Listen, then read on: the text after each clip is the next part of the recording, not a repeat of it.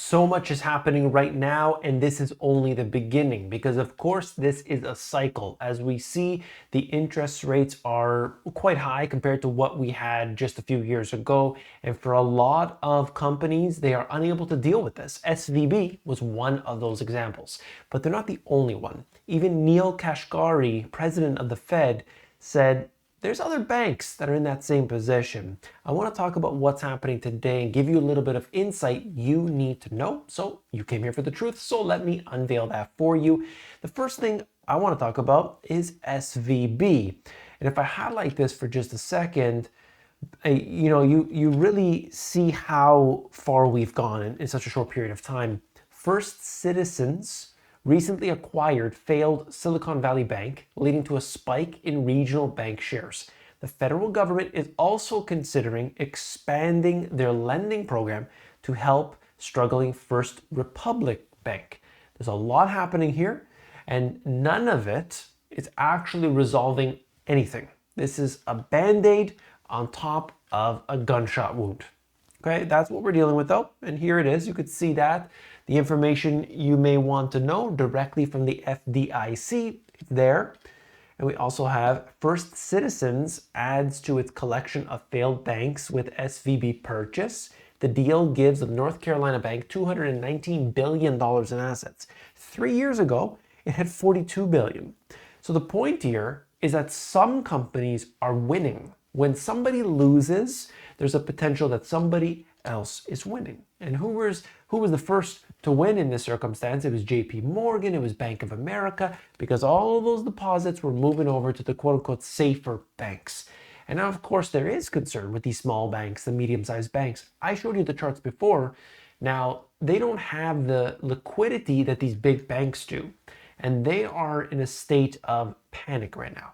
And so that's why the Federal Reserve, they're not going to mention it, but the Federal Reserve is going out there and talking with all these banks, and they're trying to make sure that they have the liquidity that they need. That's what this is all about. They need liquidity. They need access to capital, funding, all of these things that when we have increasing interest rates, they tighten up.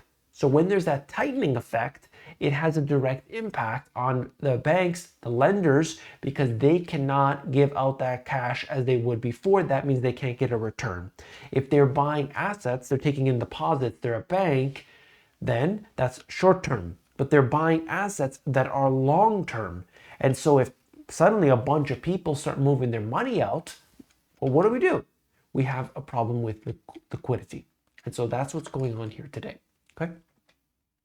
The next thing that I wanted to show you is really about the global financial risks. The IMF, the head of the IMF, in fact, has warned of an impending crisis due to increased global financial risks amid the current bank turmoil. The potential remedy for the crisis could also put more pressure on the dollar. What are we talking about? What's the remedy? Of course, they need to print more money. They need to resolve the issue, but we know that's not the case. And in the end, what comes next is actually more dangerous. I hope you understand what I'm saying. We'll get into that in just a second. Analysts are wondering when the central banks will prioritize financial stability over inflation.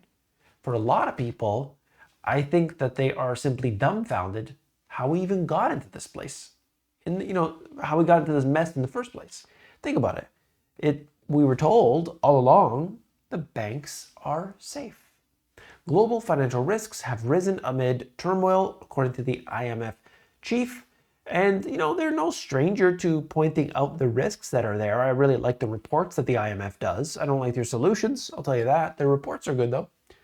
At a time of higher debt levels, the rapid transition from a prolonged period of low interest rates to much higher rates necessary to fight inflation inevitably generates stresses and vulnerabilities as evidenced by recent developments in the banking sector in some advanced economies. Now that's one way to say it. I talked about it in my first book, saying when interest rates rise, you are going to have a problem wherever there is excessive debt and excessive leverage. Anybody who's read my first book knows that I said this over and over throughout the book, and I've basically said that all along here for over a decade. And now we're seeing it. You didn't need to read a quote from the IMF after a banking crisis happened. You already knew this was going to happen because of the mathematical fact. When you increase interest rates, it causes problems because they're so addicted to low interest rates. And yet most people said, nah, not going to happen, not going to increase interest rates. It's like they're completely oblivious to reality. When inflation goes up, you only have one choice, and that is to stamp it down with higher interest rates. Come on. Doesn't take a genius, but you see what has happened all along. The Fed long debasement of the dollar, 1913 up until the present. You could see it, the black line, Fed balance sheet reserves as a percentage of the total assets.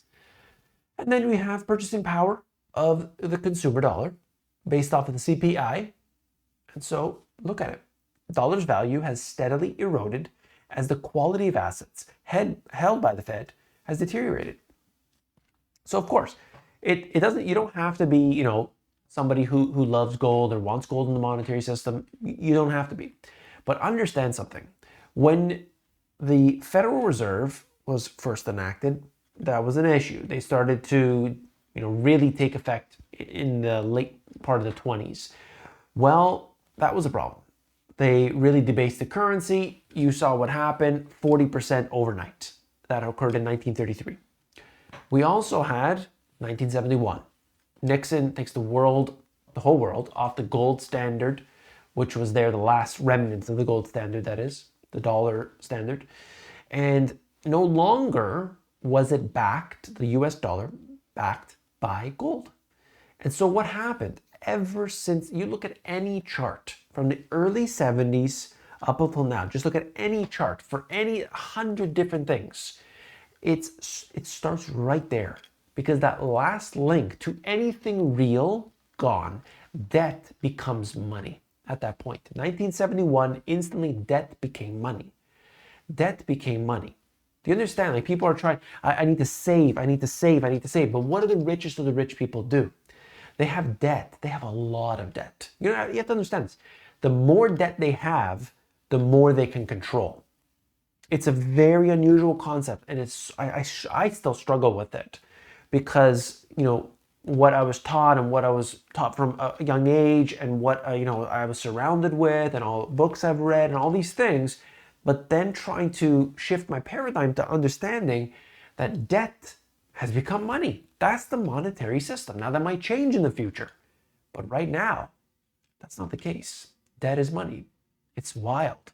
It's truly wild, because it's scary, because we have these debt crises because of that fact. A rising torrent of work from homers, just showing you the US office real estate vacancy percentage. And so we can see that this has become an issue for commercial real estate. There's a lot of debt tied to this commercial real estate, and how in the world are they going to be able to pay that back? I was just hearing from somebody today telling me that they're seeing layoffs, and they are involved in basically commercial real estate. They are not getting the contracts that they did before. And what does that mean? It's a signal that they're slowed down, and all of this is predicated on the fact that interest rates may remain high. I'm not so sure, though. I'm really not so sure. There's another thing that's coming around, and we need to talk about that. This is really key, okay? It's market instability. Disruption is at the epicenter of the issues that the economy and the market are currently facing due to the ongoing banking crisis. Even Charles Schwab's empire, which was built on low rates, is showing cracks, and the IPO market, which had been running way too hot, is taking a hit. I could tell you personal anecdotal information about what was happening before with e-commerce businesses, where the peak was 2021. You could have had a business that wasn't even doing that well because the market was so hot and debt was so cheap, and people didn't want to invest in the traditional things. They wanted to do something cool and new. Well, they were throwing money at Amazon sellers, offering them very high multiples for their business. And then they learned very quickly, when debt became more expensive, that wasn't such a great idea. Well, look at this. You could see what they intend on doing. And that is the interest rates that we've been used to at this higher level are expected to change. What comes after this crisis that we are facing today is actually much worse. If the banks were to fail today, let's say you got Bank of America and the Bank of America failed, what would that really do for you negatively? Are your reserves, reserves, that's the commercial banks would say that, but if you had your own bank account there, it would be covered by the FDIC, likely. And of course, they would have to print money, maybe even for the Federal Reserve. But the point is, your deposits, the most reasonable assumption is that they would cover the deposit. But what happens if the banks get bailed out? Another bank fails, it gets bailed out. Another bank fails, it gets bailed out. Other companies start failing. Commercial real estate's a problem. Bailout, bailout, bailout, bailout, bailout. What happens? They cut interest rates. And what occurs? They have more inflation than ever before. What you see today will be nothing compared to what they're willing to do. Schwab's $7 trillion empire built on low rates is showing cracks. Company faces pressure from bond losses and rising cash yields. Doesn't that sound a lot like with what happened with SVB? It doesn't matter if it's small or big companies. Ladies and gentlemen, pay attention. Global IPO market revival undermined by banking recession risks. IPOs have raised $19 billion this year, down 70% from 2022. Of course, people are concerned. Recession. Hey, I don't want to get into this. It's a little too difficult right now. Let's wait it out. And so the companies are going to wait to IPO, and for good reason, and they should. This is not a simple market right now, a simple economy. We need to be aware of this and just watch closely the actions of the central banks, because I believe what is coming next will make the inflation that we are experiencing today seem like nothing. This is wild and crazy, but they are gunning for this. They're talking like they're going to make sure inflation stays down. But in reality, are they?